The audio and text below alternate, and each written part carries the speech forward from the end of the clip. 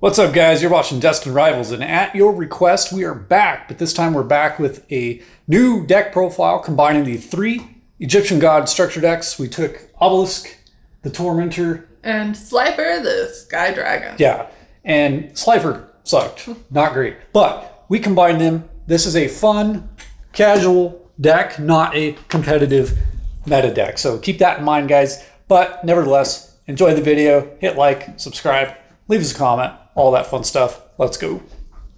All right, guys, welcome to the combo section of the video. I'm going to basically show you how to play the deck, hopefully well. It's got a very simple strategy. It is a defensive deck for those of you that like playing defensively, like maybe a tower defense style type of play. This is for you. It is not an offensive deck. And keep in mind, guys, this is not a meta deck or competitive deck. It's a fun casual deck made from 30 bucks worth of structure decks. So typical opening hand, if we start with the Wicked Warden, we just want to get that out of the way. We're going to activate the effect, tribute him from our hand to the grave. That's going to give us Layer of Darkness from our deck, which we're going to activate that field spell in our field zone. That allows us basically, anytime we activate a card or effect that would tribute a monster, we can tribute one of our opponent's monsters instead. So get that out of the way. And ideally, if you can, hopefully start with Supply Squad. That's ideal. So we're going to activate that to the field. Every time an opponent destroys one of our monsters once per turn, we get to draw one card, and it does stack. So if you have 1, 2, 3 copies on the field, you can actually draw up to 1, 2, 3 cards once per turn. Opening monsters typically start with either Scapegoat or any Nimble card is fine. They all kind of search and special summon each other's, which is really good.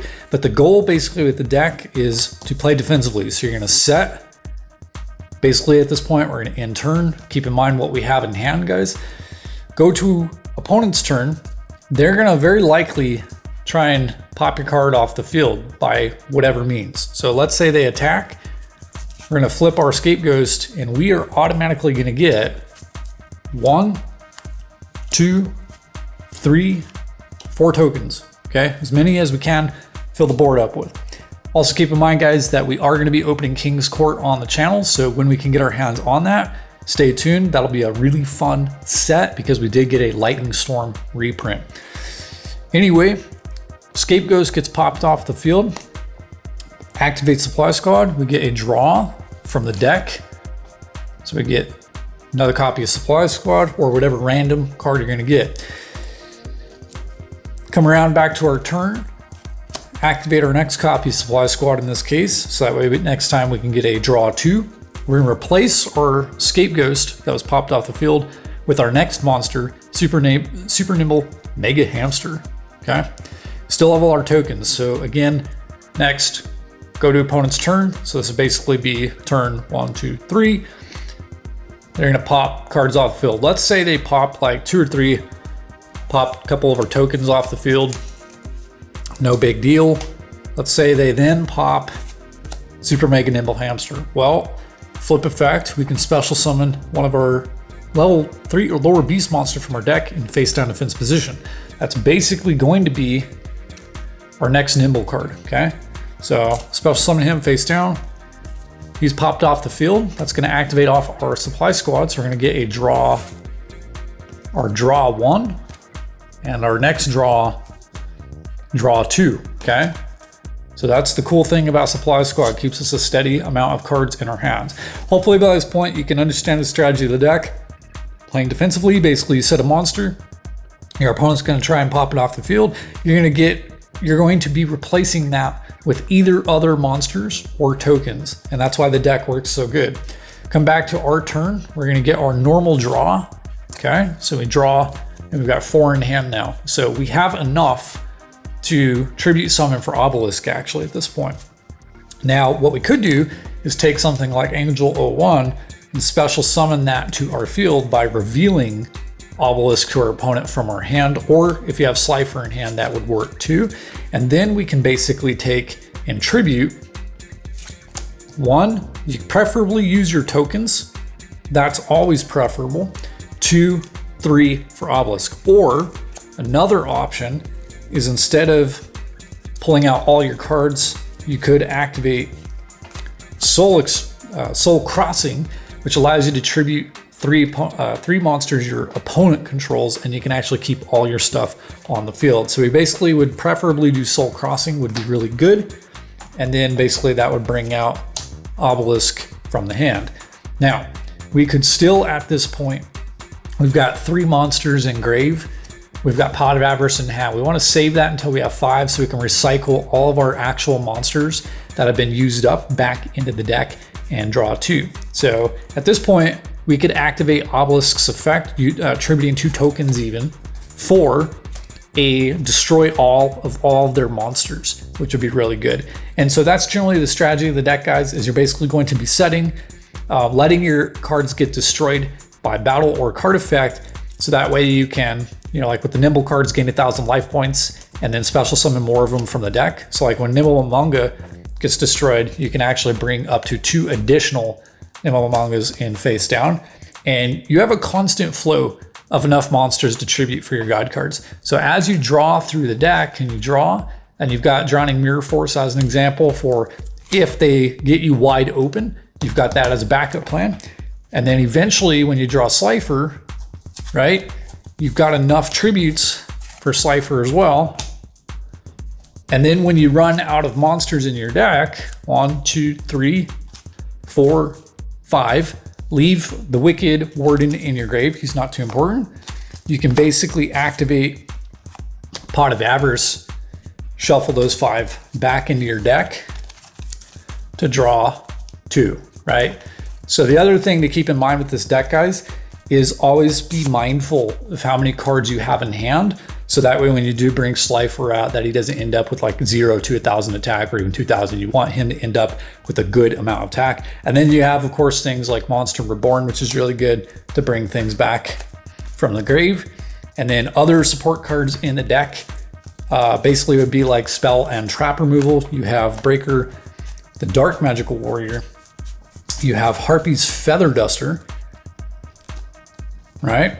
And you've got Breaker the Magical Warrior. So you've got 1, 2, 3, and then a board wipe of spell and trap removal built into the deck. And you've got 3 copies of Supply Squad for continuous drawing, Mirror Force as a backup plan, and basically that's the goal of the deck. And Reactor Slime is very similar to like Scapegoat in that you're going to be getting tokens on the field for tributes, and that is the simple strategy of the deck, guys. Okay, guys, in this deck we are running 3 copies of Obelisk the Tormentor, 3 copies of Slifer the Sky Dragon, 1 copy of Breaker the Dark Magical Warrior, 3 copies of Arima the Wicked Warden, 1 copy of Breaker the Magical Warrior, 1 copy of Super Nimble Mega Hamster, 2 copies of Reactor Slime, and 3 copies of Nimble Momonga, 1 copy of Nimble Beaver, 2 copies of Angel 01, 3 copies of Scapegoat, 1 copy of Harpy's Feather Duster, 2 copies of Pot of Avarice, 1 copy of Monster Reborn, 3 copies of Soul Crossing, 1 copy of Thunder Attack Force, 1 copy of Fist of Fate, 3 copies of Supply Squad, 2 copies of Lair of Darkness, 2 copies of Drowning Mirror Force, and 1 copy of Metal Reflect Slime. All right, guys, we're at the duel replay part of the video. So we're going to show you a duel that we had where I beat Rebecca's Charmer deck. So we're just going to go right into it. Make sure I get on this pause button here. So opening hand for me was really good.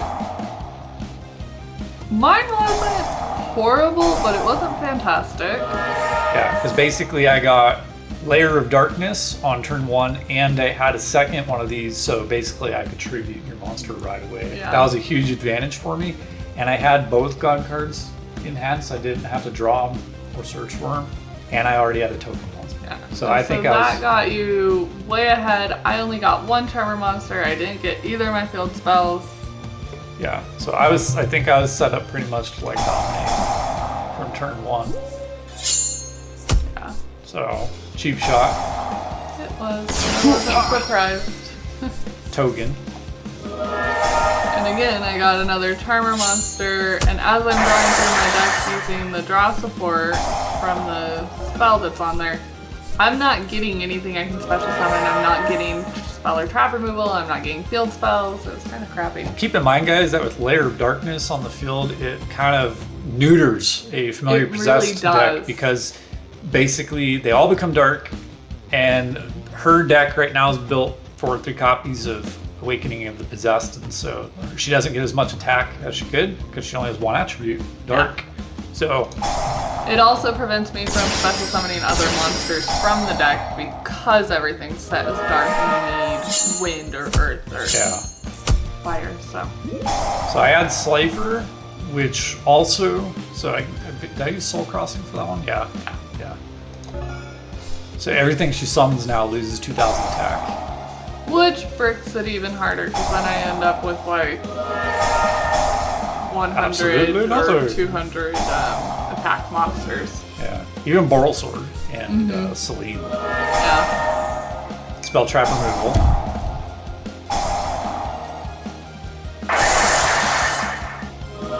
And I had 2 Supply Squad, which I never actually ended up using the second one, but I had also in my grave, I had 2 Soul Crossings, and so I contribute between both Soul Crossings, that's attributing up to 6 of her monsters between both cards. So it's kind of a cheap shot because it's like, oh, you got your combos and filled your board, goodbye. Yeah, right? It really is. It's kind of like a big F you. Yeah, and then Obelisk for the win, just like when we recorded Duel, Obelisk with the final blow. So there you have it, guys. Pretty cool.